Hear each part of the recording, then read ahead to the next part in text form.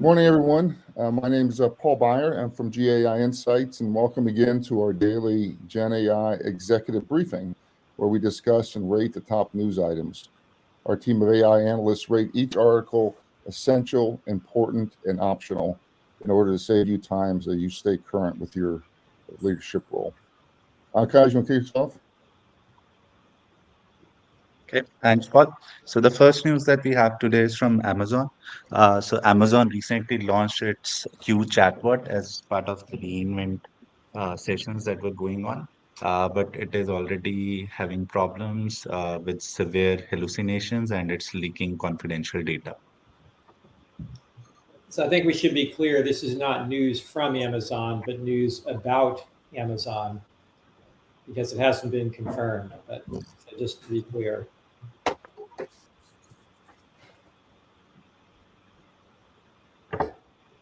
And Tanya rated this important. I would agree, both this and the next one. We've been talking on and off about security, and this is an example that security in this world is important and it's different.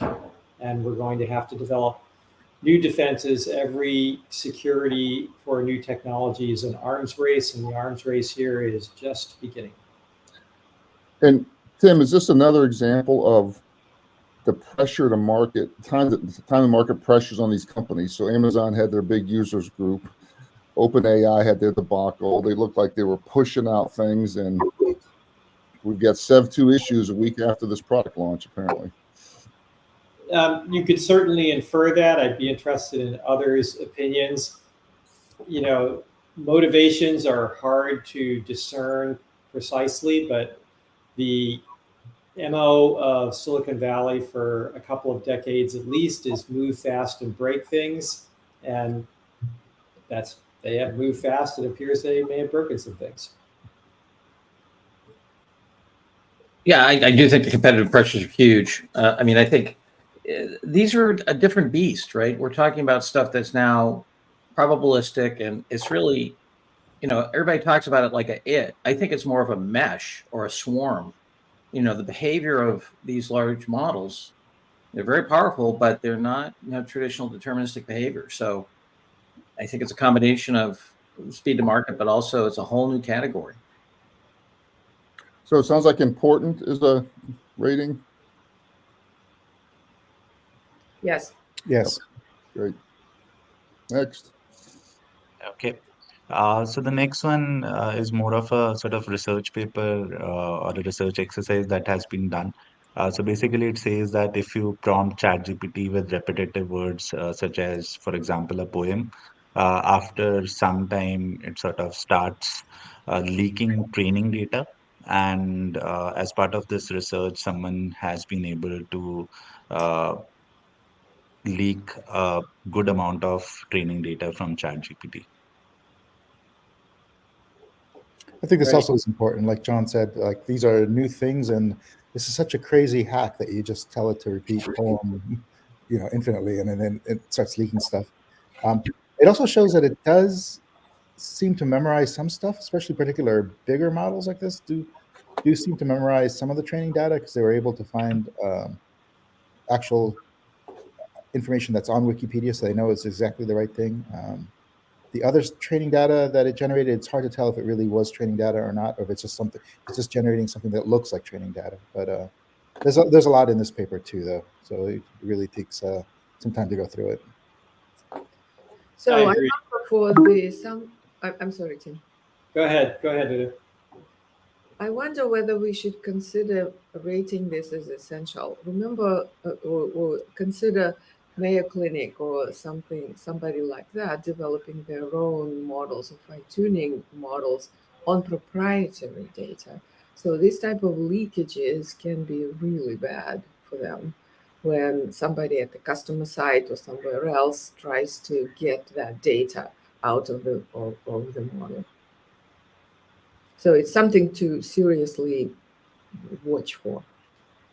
Yep, I could agree with essential easily. It's a very technical paper, so most of our intended audience is probably not going to want to read the paper, but being aware of it and getting summaries of it. In fact, I'm sure you could feed this into ChatGPT or another LLM and get a good summary of it. And I had come across this earlier. There's also other papers out there. So first, I think we should say, as we said before, security is a really important issue. And to John's point, it's going to be new in this world because the models behave so differently. Second, this is going to be the balance between how valuable these models are and what the risks are. We talked a lot about that in our buyer's guide about risk management. This is an important part of it. And you can tell horror stories all day long if you want, because as Julio said, all they did was repeat a single word a few times, and the models started spitting out their training data. And in fact, there are other examples where people just showed a single image, sometimes with white text on a white background that's invisible to the normal human eye, and got similar breakdowns, jailbreaks, whatever you want to call it, that leaked data from the models. It's a long ways from there, Luda, to your point of I can find Luda's information or Tim's information or John's information from the Mayo Clinic's data. But we're also just at the beginning, and it's certainly possible. So these things are important to pay attention to. Julio, at our conference, John Spottiswoode gave that unbelievable, great case study of an in-production customer support system that had 100,000 plus queries a month using GPT-4. Should he or people like him in production with GPT-4 be concerned?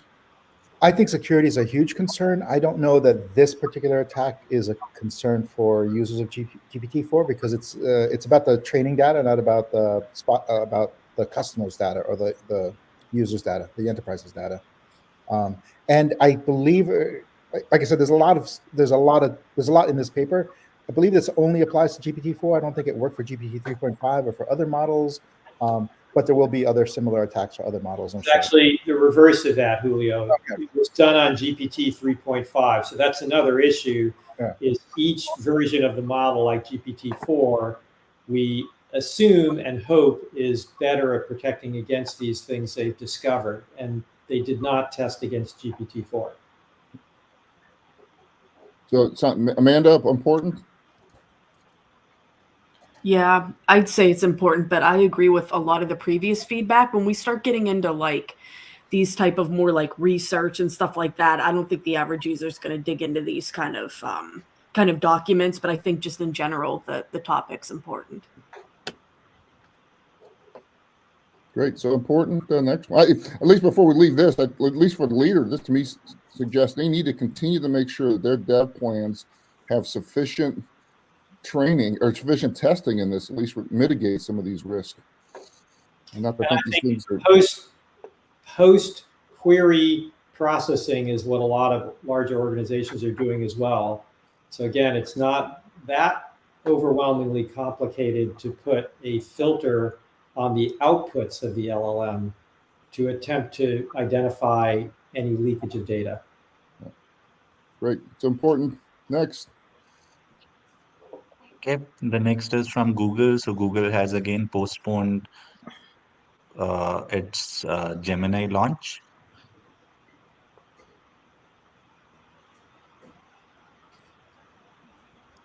Yeah, Adam, I jumped in. As I was scanning through these, I was thinking, gosh, it's a lot of important news tonight, actually. But I would say this is important as well when you think about the cloud wars and the connection with the AI race.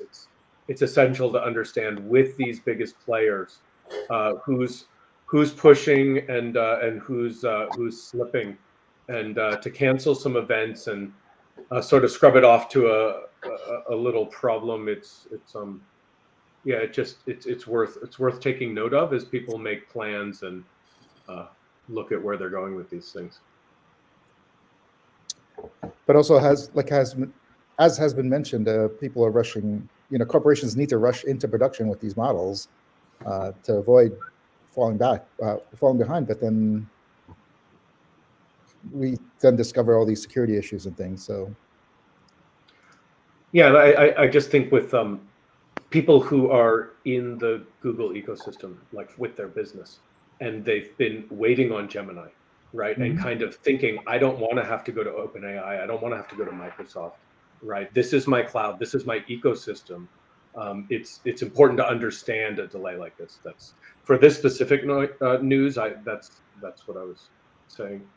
Yeah, I agree.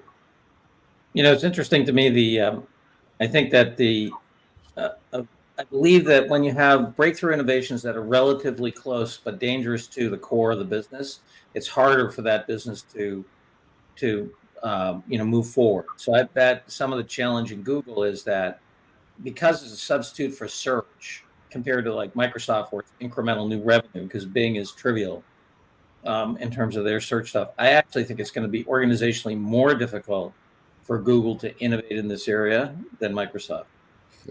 Yep, 100%. The pressure and the stakes are much higher. Just look at what happened when they had their initial launch of Bard that didn't go so well. And John, you would think they'd be pushing even harder on Anthropic to be their innovation engine. I would think, and again for AWS, it's much more about incremental revenue, new markets, new things to host. Whereas for Google, it's it's the challenge that Blockbuster had. We pitched Blockbuster, with basically Netflix or a Netflix solution, and they just couldn't get it done because it was too close to the core. So important. Everyone not live with that. So important, Luda. You agree, Luda? I'd call it optional myself, but whatever. I'm trying to save folks time.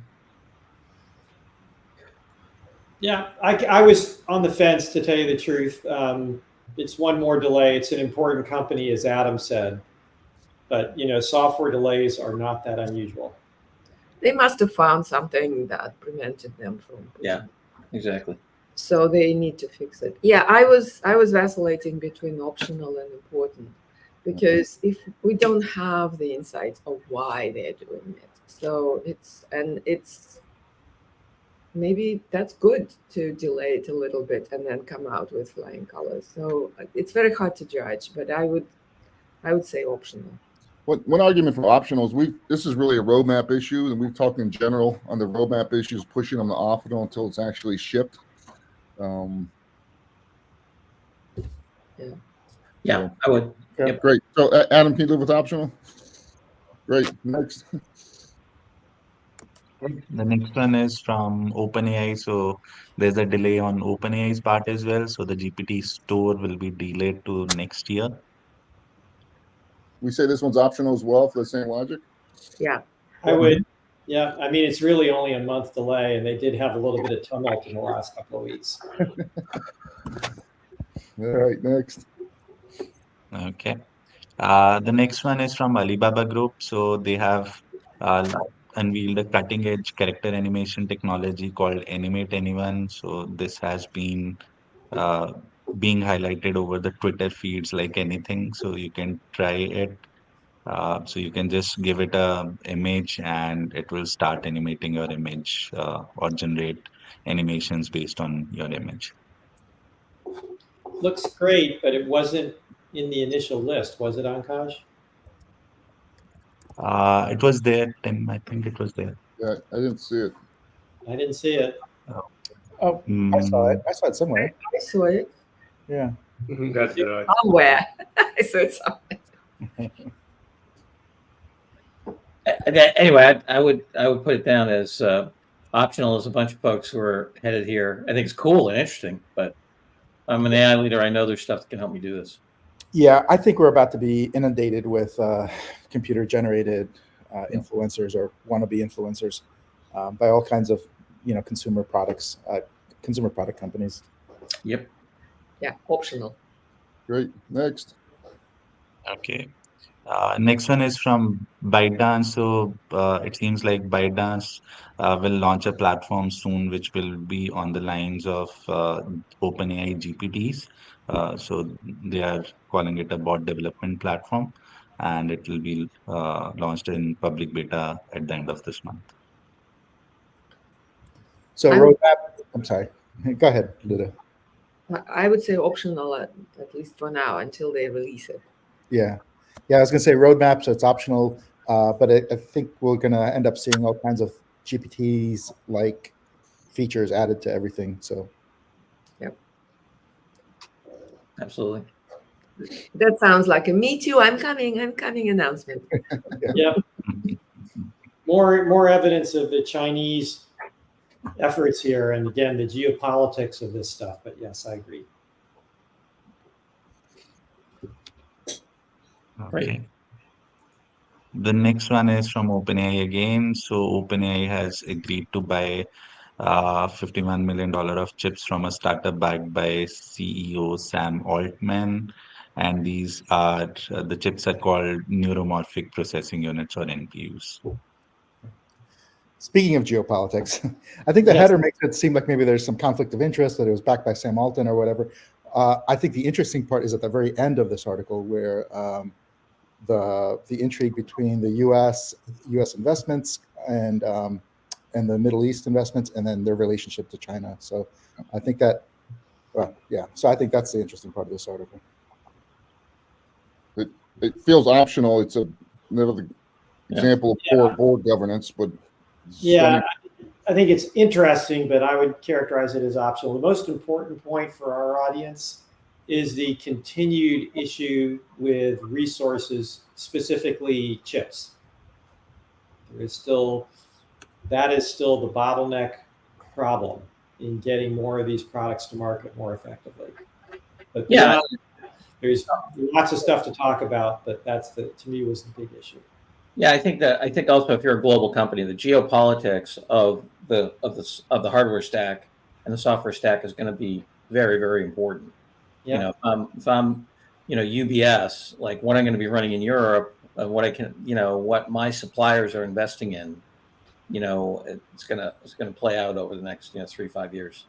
Yeah, and investors have to pay attention, because there was a direct intervention by the U.S. government to force sale of stock from Middle Eastern people. Yep. Because they considered it national security interest. One thing too, just on this topic in general, I don't know if it was in this specific article, but in a similar article about this topic, it basically was saying that Altman's also looking to diversify from NVIDIA as well. So I think that's interesting, because I feel like they're the push everywhere. We keep hearing about them. So I find that interesting, that there could be other players in chips, and that's kind of what he's looking to be doing. So it's kind of like a hidden, again, I don't know if it was in this specific article, but on the topic, there's other articles about this that mention that as well. Yeah, I think everybody's trying to do that in one form or another, because NVIDIA has such a chokehold on it. And they haven't been able to, their supply is better, but still not adequate. So AMD is doing much better. Advanced Micro Devices selling a lot of chips right now. Not nearly as many as NVIDIA, but largely, I think, because people are starting to diversify. Microsoft, Google making their own chips. And OpenAI, I think, is adding more to that, just saying, well, there's still a limited, very small number of firms producing chips. Great. Kaj, I think that was the last one, correct? Yes, Paul, this is the last one. There's another interesting news about OpenAI. So they have applied for a trademark of GPT-6 and GPT-7 in China. Yeah. So that's Great. the only part. Nothing great about it. Well, thanks. Well, thanks, everyone. That ends the review for today, December 4th. Everyone can stay on. We'll end the broadcast, and we'll catch up offline here.